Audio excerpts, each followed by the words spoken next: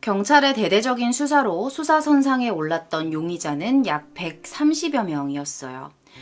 경찰은요, 학원생들과 피해자의 누나가 바로 발견할 수 있을 만한 곳에 시신을 이렇게 버젓이 놓고 떠난 행위가 어쩌면 그들을 향한 전시적인 행위일 수 있다. 그러니까 보란듯이 했을 수 있다고 봤고요. 이것은 아마 학원과 관련이 있는 인물이 아닐까라고 예상을 했었어요. 그리고요, 이 130여 명의 용의자들을 쭉 놓고서 이런 조건에 부합하는 한 사람을 찾아냅니다. 그 사람은 학원 인물이었고요. 앞서 우리가 현장에서 예상했던 정신병력을 가지고 있었던 남성 강 씨였습니다. 이 남성 강 씨는요, 2005년에 국비지원 지게차 면허 5개월 과정을 다니고 있었다고 해요. 그런데 과연 그가 범인일까요? 주변 강사들과 동료들의 말을 들어보게 되면 그는 평상시에 혼자 있기를 상당히 즐겼다고 합니다. 혼자 있기를 즐겼다고 하면 보통 되게 조용하거나 소극적인 사람일 것으로 볼 수도 있는데 그건 아니고요. 종종 뭔가에 한번 꽂히게 되면 강사한테 계속 꼬치꼬치 캐묻고 막 갑자기 막 화를 내거나 기분이 어쩔 땐 막 너무 좋아서 막 이러거나 어쩔 땐 막 화를 내거나 막 웃옷을 막 벗으면서 시끄럽게 굴거나 소란을 피우는 그런 돌발적인 행동들을 되게 많이 했었다고 해요. 근데 조금 특이한 점은요. 항상 수첩을 들고 다니면서 6km 이상의 먼 거리를, 그러니까 학원에서 집까지 그 왕복거리가 6km래요. 근데 거기를 돌산대교를 건너서 맨날 걸어서 왕복을 했었다는 거예요. 그리고 되게 웃긴 건 옷이랑 이 옷 입는 스타일이랑 이 머리 스타일이 항상 똑같았대요. 항상 같은 그 초록 색깔 티셔츠에 짧은 머리를 하는 등 뭔가 강박과 집착이 상당히 강한 듯한 성향을 보였다는 겁니다. 이 동기들과 강사들에게는 이렇게 자신을 소개했대요. 자기가 군 하사관으로 전역을 했다면서 이렇게 자기를 약간 군대와 연관지어서 스스로를 소개를 했다고 합니다. 조사를 해봤겠죠. 조사를 해보니까 부사관으로 군복무를 하기는 했지만 양극성 정동장애라는 진단을 받으면서 1년 만에 의가사 제대를 했던 것으로 밝혀졌어요. 부대 생활 도중에 동료들과 잦은 충돌이 있었고 부사관으로서 군복무를 원활하게 수행하는 데 어려움이 있었다는 거예요. 근데 여러분, 양극성 정동장애라는 건 뭐냐면 정신이 어떻게 나갔다기보다도 기분에 문제가 생기는 병이래요. 그래서 쉽게 말해서 조울증이랑 비슷하다고 보시면 돼요. 조울증이라고 생각하시면 될 것 같아요. 그래서 기분이 과도하게 만약에 좋아지면 주체하지 못하고 상당히 과장된 행동과 과대망상적인 행동을 하고요. 만약에 이제 우울해졌을 때는 이 불안해하는 등의 행동을 보인다고 합니다. 하지만 뭐 정상적인 생활에는 크게 지장이 없다고 해요. 이 정상적인 생활이라는 건 그러겠지. 그냥 뭐 지능이 낮아서 뭘 못한다거나 이런 게 없다는 거지. 이건 상당히 이제 비교적 치료가 되게 쉬운 질환이래요. 의사들과 상담을 받고 약물을 조금 먹으면 금방 나을 수 있는 질환인데 강 씨의 경우에는 전역을 하고 나서 별도의 이런 치료를 받지는 않았었다고 합니다. 그런데 이 강 씨가 평소에 이런 행동, 주변인들이 말했던 평소의 행동 또는 뭐 정신적으로 겪는 어려움 뭐 이런 게 좀 있다고 해서 무조건 유력한 용의자다 이렇게 말을 할 수 있겠냐는 거예요. 결국에 결론적으로 말씀드리면 가장 유력한 용의자가 되기는 했어요. 되기는 했는데 그 결정적인 이유가 뭐였냐면 강 씨 자체의 성향이나 과거 때문이 아니라 사건 발생 전후에 정말 의문으로 남았던 그의 행적들 때문에 이 사람이 유력한 용의자가 되게 된 것입니다. 자, 지금부터 제가 그 사람이 얼마나 수상한 행적을 보였는지에 대해서 말씀을 드릴게요. 자, 이건 뭐냐면요. 자퇴서예요. 이 피해자 이 씨가 살해당하기 하루에서 이틀 전인 11월 30일에 갑자기 학원에다가 자퇴서를 제출합니다. 자, 이 자퇴서의 한 부분이 발췌된 내용인데요. 이 자퇴서를 보시면 이렇게 써 있어요. 취업을 이유로 퇴소하려고 합니다. 라고 써 있어요. 이상한 건 뭐냐면 졸업이 불과 일주일 정도 앞둔 시점이었다는 거예요. 일주일만, 그러니까 주말 빼면 한 5일만 더 나가면은 졸업을 앞두고 있는데 굳이 뭐 중간에 자기가 취업을 했다고 나가겠다는 거죠. 이상하죠? 자, 근데요. 이 자퇴서를 내고 나서 이틀 정도 흘러서 12월 2일 새벽에 이 씨가 사망했죠. 그때로 추정을 하죠. 그리고 그 다음 날 12월 3일 이 씨의 시신이 발견되고 난 다음 날, 그게 아니다. 그리고 다음 날 12월 3일 오전에 이 강 씨가 갑자기 자신의 어머니와 함께 여수 땅을 떠나버려요. 갑자기 12월 3일 오전에. 그러니까 얼마나 급했으면 맨날 끼고 다니던 안경까지 놓고 갔대요. 그리고 여러분, 그날 저녁에 이 씨의 시신이 발견된 거 아시죠?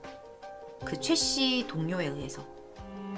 모자가 황급히 여수를 떠난 것은 그날 오전, 시신이 발견된 날 오전이었습니다. 뭔가 쫓기듯이. 더 이상한 건 뭐냐면 두 사람이 여수를 떠날 때 이 엄마가 일을 하고 있었거든요. 자신이 다니던 회사에다가 오늘 못 나가요 라는 결근 사실도 알리지 않은 상태로 그냥 무단으로 가버린 거예요.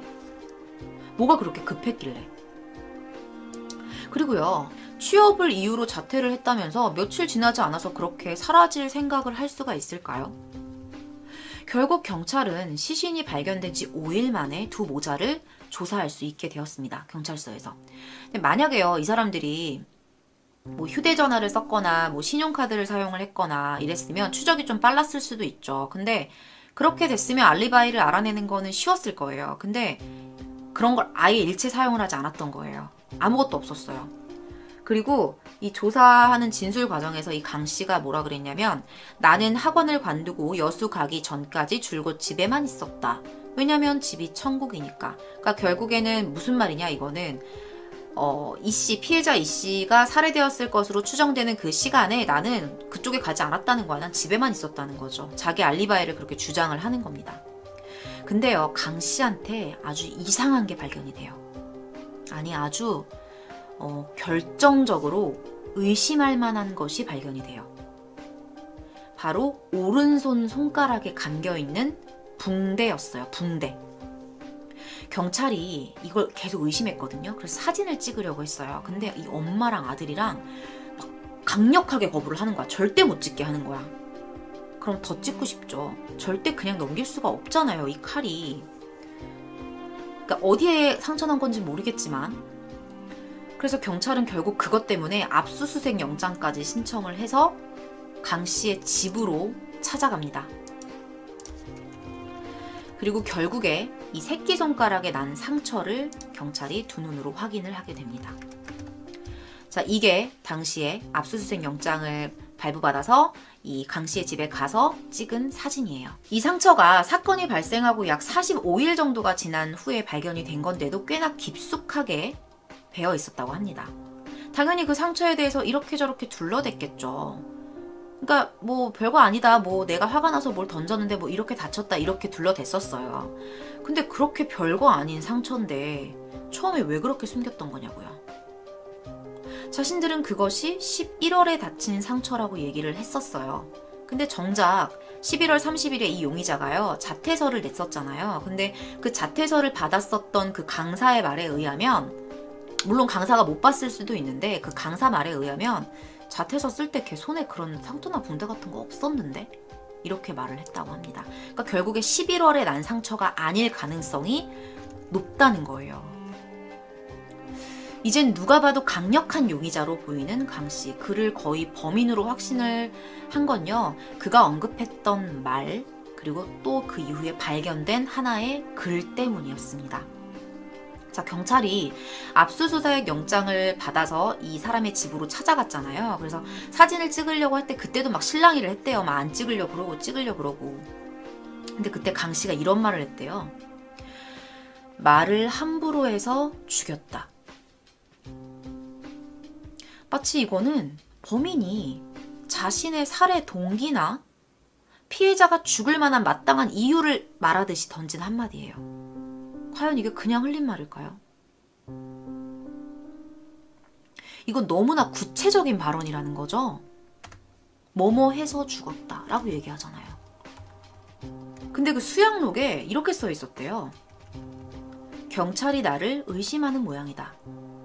검찰도 나를 잡지 못할 것이다. 이 알리바이는 깰 수 없고 물증도 없다. 이렇게 써 있었대요. 물증도 없다.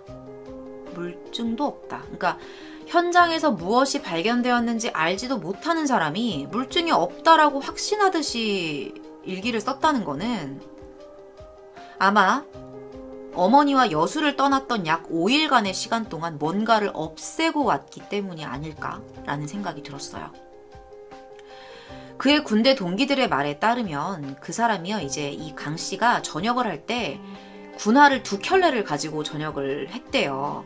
그의 집에서 발견된 거는 근데 1켤레밖에 없었다고 합니다. 나머지 1켤레가 어디에 갔을까요? 자, 이게 군화예요. 여러분, 맨 왼쪽에 있는 사진은요, 현장에서 발견된 족적이에요. 그리고 그 다음에 있는 사진은 강 씨의 집에서 발견된 2켤레의 군화 중 1켤레예요. 일치하죠. 크기와 문양이 모두 일치해요. 그런데 한 가지 특징을 보시면 군화 밑바닥에 혈흔이 하나도 없어요. 2켤레 중에 1켤레예요. 우리는 나머지 없어진 1켤레에 집중을 해야 되는 거죠. 어머니와 여수를 떠났던 그 시간에 본인이 물증이라고 여길 만한 것들을 처리하지 않았을까. 아마 그게 상당히 높다고 생각이 들어요. 그 가능성이. 평소에 이 강 씨가 군인처럼 말하고 생각했다고 동료들이 말했었죠. 늘 초록색 티셔츠에 짧은 머리. 그러니까 마치 아직 군에서 전역하지 않은 사람처럼. 자신을 과거 군대에서의 출신을 가지고 설명했었던 강 씨가요. 군화 2켤레 중에 1켤레를 신고 범행 현장에 등장했을 가능성은 충분해요. 하지만 결정적인 물증을 찾아내지는 못했어요. 그러니까 DNA나 지문 이런 게 나와야 되는데 그런 게 없었던 거예요. 그리고 족적도 만약에 밑에 그 해당 그 피해자의 혈흔이 묻어있는 이 군화를 발견했으면 100%지. 근데 깨끗한 군화였잖아. 물증으로 할 만한 군화는 없었잖아요. 그리고 이제 동네 주민들이 이런 말을 했대요. 그 당시 그 학원에서 개를 2마리를 키웠었대요. 엄청 싸나운 진돗개 2마리를 키워서 그냥 보통 그 수강생들이 가도 막 짖고 난리를 쳤었대요. 그래서 이 피해자 이 씨랑 그 누나 부부 이외의 사람들을 보면은 막 짖고 난리를 쳤었던 개인데 그 사건이 벌어졌을 걸로 예상되는 그 시기에 개가 안 짖었다는 거예요. 근데요. 학원 동료 중 한 사람이 이런 말을 해요. 이 강 씨가 평상시에 사람들하고는 얘기를 많이 안 했지만 강아지 이 개들한테는 먹이도 주고 되게 잘 놀아줬었다는 거예요. 개들도 먹이를 잘 받아 먹고 잘 놀았었대요. 그럼 당연히 개들 입장에서는 보던 사람이니까 짖지 않았을 수 있다는 거죠. 아니면 혹시 이 강 씨와 이 피해자 이 씨 사이에 어떤 트러블이 있진 않았을까에 대한 생각도 해봤어요. 자, 사람들이 기억하는 트러블은 뭐가 있을까? 물론 둘 사이에만 아무도 모르는 트러블이 있었을 수도 있어요. 근데 사람들이 기억하는 이제 트러블에 대한 것밖에 얘기를 못 하겠죠. 피해자는 이미 사망했고, 이 범인으로 지목된 사람은 아무 얘기도 안 하고 있으니까. 그러니까 어떤 사건이 있었냐면 이 사건이 발생하기 한 보름 전쯤에 이 강 씨랑 동료들이 시비가 붙은 거예요. 실내에서 담배 피는 문제로 시비가 붙어서 싸우는 과정에서 이제 경찰이 왔대요. 근데 이제 어느 정도 진정을 해야 되는데 계속해서 이 강 씨가 소란을 피운 거예요. 그래서 그것 때문에 이 강 씨가 계속 소란을 피우니까 이 씨가 화가 난 거예요. 그래서 강 씨를 한 대 때렸대요. 근데 그 사건 이외에 특별한 거는 주변 사람들의 말로는 없었다. 그리고 오히려 분노가 표출이 됐었다면 직접적으로 싸웠던 학생들을 향했어야 되는데, 또는 뭐 그날 되게 심하게 화를 냈던 이 씨의 누나한테 화가 좀 그 분노가 향했어야 되는데 왜 하필 이 씨냐는 거예요. 그렇게 심하게. 하지만 전문가들은 이렇게 말해요. 이거를 일반적인 상식으로 생각하면 안 된다는 거죠. 전문가들은요, 남에게 사소해 보이는 일이라고 해도 그 사람에겐, 이런 정신상태를 가진 사람들에게는 그렇지 않을 수 있다고 이야기를 합니다. 사고가 독특한 사람들은요, 이 원한 자체를 일반인이 생각하는 범죄하고 다른 차원에서 생각할 수 있을 가능성이 높다는 거예요. 8개월의 시간이 흘러요. 이 사건이 발생하고 8개월의 시간이 흘러서 2006년 7월 31일이 돼요. 나름 뚜렷하게 범인이라고 지목할 만한 이 강 씨도 경찰은 물증이 없었기 때문에 구속을 할 수가 없었죠. 그런데 사건 발생하고 8개월 뒤인 2006년 7월 31일에 강 씨가 여수에 있는 경찰서에 갑자기 나타납니다.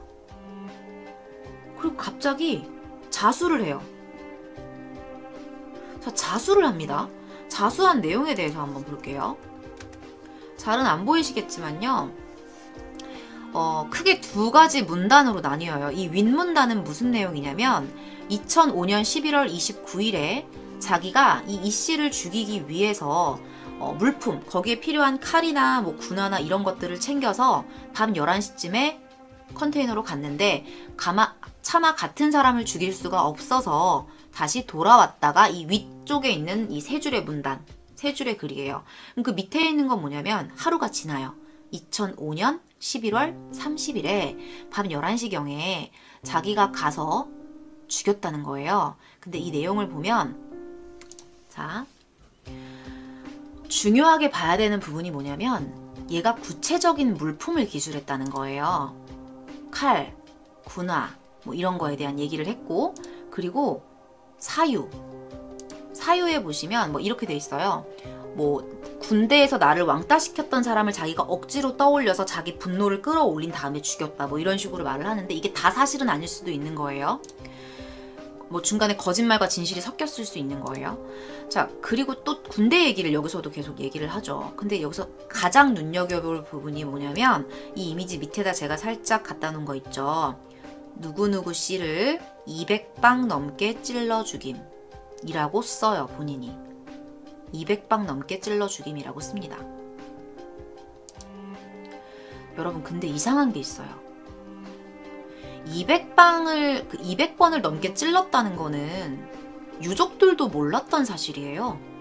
유족들이 이걸 언제 알았는지 아세요? 그것이 알고 싶다 방송 취재한 이후에 알았대요. 그것이 알고 싶다 방송 이거 2006년에 취재한 거거든요. 사건이 2005년이었고. 가족들도 11년 뒤에 방송 취재하면서 알게 됐던 사실인데 일반에 공개된 적이 없다는 얘기예요. 근데 어떻게 강 씨가 정확하게 200번 이상 찔렀다라고 말했을까요?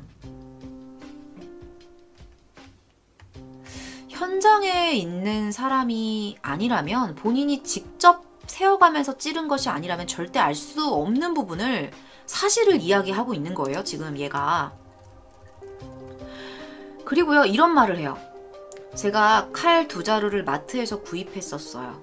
칼 2개를 구입을 했다는 거예요. 그래서 이 강 씨가 말한 마트에 가요. 그래서 이제 CCTV를 처음에 보려고 했는데 이미 8개월이 지나서 CCTV 내용은 기록이 다 지워진 상태였대요. 그래서 이제 강 씨가 가서 이제 네가 어떤 칼 골랐는지 한번 골라봐 이래서 2가지 칼을 골랐대요. 강 씨가 과도 크기의 2가지 칼을 골랐어요. 그리고 나서 강 씨가 자기가 칼을 샀다고 이야기했었던 그 시간대 영수증을 찾아본 거예요. 포스기에서 찾아봤는데, 자, 해당 영수증입니다. 2005년 11월 30일 포스번호 1012 과도 4,500원짜리 2개 9,000원 현금 결제 보이시죠? 이거 실제 영수증이에요. 칼 2개를 현금으로 구매한 이력이 발견이 된 거예요. 너무나 구체적이죠? 자수 내용과 현장에서 발견된 기록까지 모든 게 딱딱 맞아 떨어지죠? 사건이 해결되는 순간이에요. 그쵸? 근데 그날 저녁에요. 강 씨가 경찰에서 이런 말을 해요. 사실은 제가 안 죽였어요. 저 심심해서 그랬으니까 집에 좀 보내주세요. 강 씨는 갑자기 진술을 뒤집어 버리고요. 자신의 모든 내용이 심심해서 장난친 거라고 말을 해요. 내가 엄마랑 싸워서 기분이 너무 나빠가지고 살고 싶지도 않고 홧김에 거짓으로 자수한 거예요. 다 거짓말이에요. 이렇게 말을 한 거예요. 근데 여기서요, 경찰이 실수를 합니다. 지금 와서, 그러니까 그때는 모르겠는데 요즘에 만약에 이런 사건에서 경찰이 이런 식으로 반응을 했으면 진짜 되게 큰 실수를 한 거예요. 왜냐면 강 씨를 그냥 보낸 거예요.